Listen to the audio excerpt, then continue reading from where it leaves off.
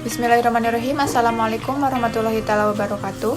Perkenalkan, nama saya Nipa Sukma Rahayu dari kelas 2D mahasiswa STIE Yasa Anggana Garut dengan NPM 2211000114. Di sini saya akan mempresentasikan mengenai pengambilan keputusan mata kuliah pengantar manajemen. Sebelumnya saya ucapkan terima kasih kepada dosen pengampu Bapak Suca Rusdian, di mana telah memberikan saya tugas dan saya dapat menyelesaikannya hingga saya mengerti. Nah, di sini ada pengertian secara sempit menurut tiga ahli. Yang pertama ada Amirullah. Menurut Amirullah, keputusan berarti pilihan, yaitu pilihan dari dua atau lebih kemungkinan. Yang kedua ada menurut Drucker, yaitu keputusan bukan merupakan yang benar dan yang salah, akan tetapi justru pilihan antara yang hampir benar dan yang mungkin salah. Yang ketiga ada Morgan dan Cerullo, keputusan merupakan sebagai sebuah kesimpulan yang dicapai sesudah terjadi pertimbangan dan setelah terjadi satu kemungkinan yang dipilih sementara yang lain dikesampingkan. Nah, di sini juga ada pengertian secara umum, di mana pengambilan keputusan sebagai suatu proses penilaian dan pemilihan dari berbagai alternatif, sesuai dengan kepentingan-kepentingan tertentu, dengan menetapkan suatu pilihan yang dianggap paling menguntungkan. Jadi, kita di sini bisa memilih berbagai alternatif, dan kita akan memilih salah satu alternatif yang paling menguntungkan. Kemudian ada jenis-jenis keputusan. Yang pertama ada terprogram, di mana masalahnya itu berulang kali dan berlangsung secara rutin. Contohnya dalam kehidupan sehari-hari, misalnya yang terprogram. Yang terprogram itu kayak rutin setiap hari dikerjakan oleh kita. Contohnya pada diri saya sendiri, ketika saya ingin berangkat kuliah, gitu ya, tapi ketika kita bingung memilih baju, itu sudah menjadi kebiasaan setiap hari yang terprogram setiap hari dengan menentukan keputusan saya harus memakai baju apa, gitu ya. Yang kedua ada tidak terprogram. Masalahnya itu kompleks dan baru, di mana contohnya penanganan masalah yang inflasi, mengenalan produk baru, dan perkara hukum.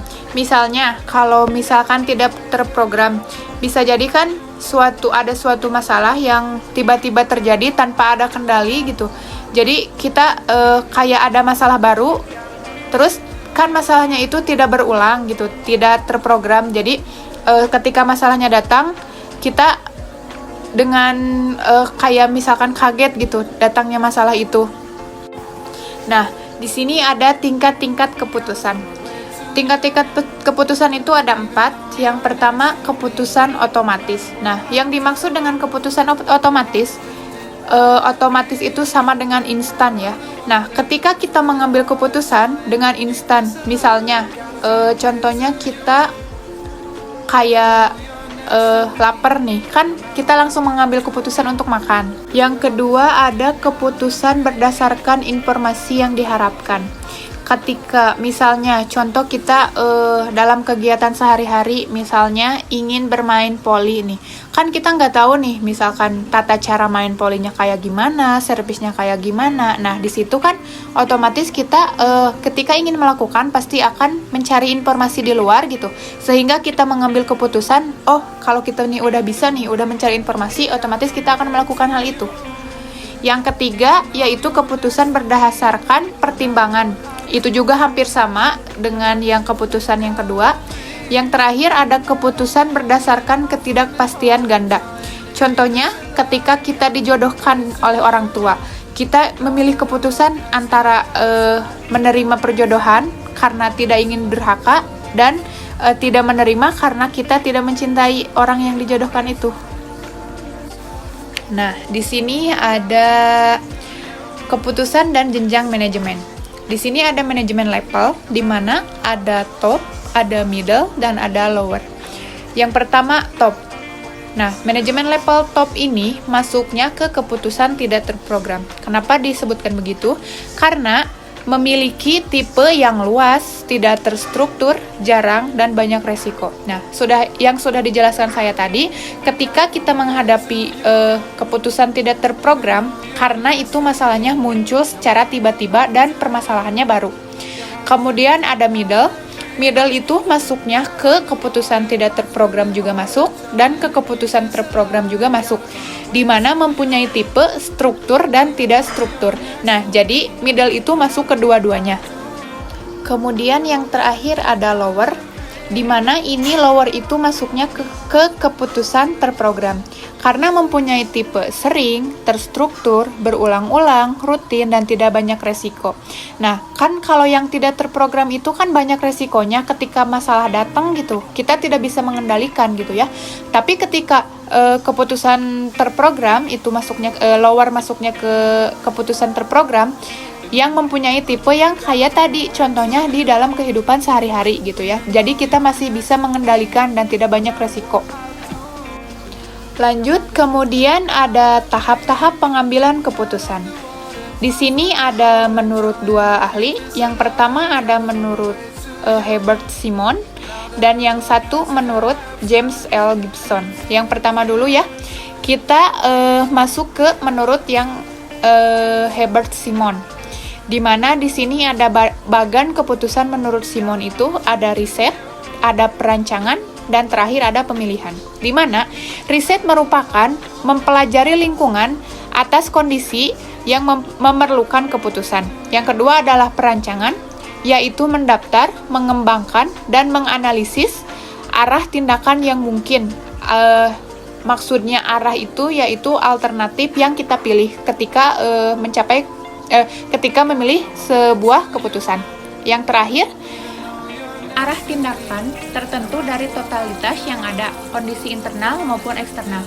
Nah, di sini pemilihan merupakan ketika pengambilan keputusan kita memilih alternatif yang ada, kemudian kita memilih untuk menentukan keputusan tersebut. Menurut James L. Gibson, di mana di sini banyak revisi-revisi ya. Yang pertama mengidentifikasi dan definisi masalah. Kemudian mengembangkan alternatif pemecahan, dan yang terakhir evaluasi alternatif pemecahan. Itu ada dalam kondisi pasti, ada kondisi yang beresiko, dan ada kondisi yang tidak beresiko. Kemudian memilih alternatif, lalu implementasi keputusan, kemudian penilaian dan pengendalian.